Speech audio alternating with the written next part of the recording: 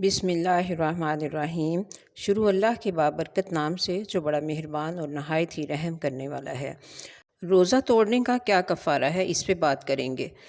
رسول اللہ صلی اللہ علیہ وآلہ وسلم نے فرمایا کہ اگر کوئی جان بوجھ کر روزہ توڑ دے تو وہ ان 3 کاموں میں سے کوئی ایک کام کرے۔ پہلا، ایک غلام آزاد کرے۔ دوسرا یہ کہ اگر اس کی سکت نہ ہو تو 2 ماہ کے مسلسل روزے رکھے۔ تیسرا یہ کہ اگر یہ بھی نہ کر سکے تو 60 مساکین کو کھانا کھلائے۔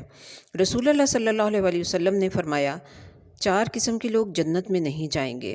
پہلا وہ جو والدین کی نافرمانی کرتا ہے، دوسرا وہ جو جواری ہے یعنی کہ جوا کھیلتا ہے، تیسرا وہ جو فقراء کو صدقہ دے کر جتانے والا ہے، چوتھا وہ جو شراب پینے والا ہے۔ اللہ تعالیٰ تمام انسانوں کو صراط مستقیم پہ چلائے اور جہنم کی آگ سے بچا کر جنت کا مستحق بنا دے، آمین۔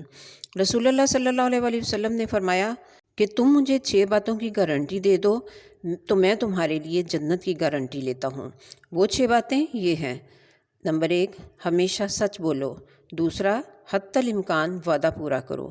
تیسرا، امانت میں خیانت نہ کرو۔ چوتھا، شرمگاہ کی حفاظت کرو۔ پانچواں ہے نگاہیں نیچی رکھو۔ چھٹا ہے اپنے ہاتھوں کو ظلم سے روکو۔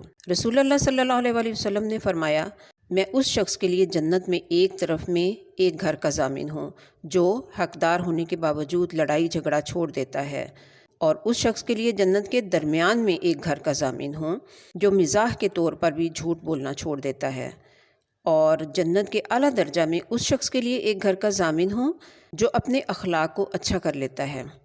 رسول اللہ صلی اللہ علیہ وآلہ وسلم نے فرمایا جو شخص فوت ہو گیا ہو اس حال میں کہ وہ تکبر، خیانت اور قرض سے بری ہو تو وہ جنت میں داخل ہوگا۔ اللہ تعالی ہم سب کو جنتیوں میں سے کر دے اور ہمارے گناہوں کی مغفرت فرما دے اور ہمیں ایسے تمام کاموں سے بچا کے رکھے جو ہمیں جہنم کی طرف لے کے جائیں۔ ملتے ہیں پھر نیکسٹ انشاءاللہ۔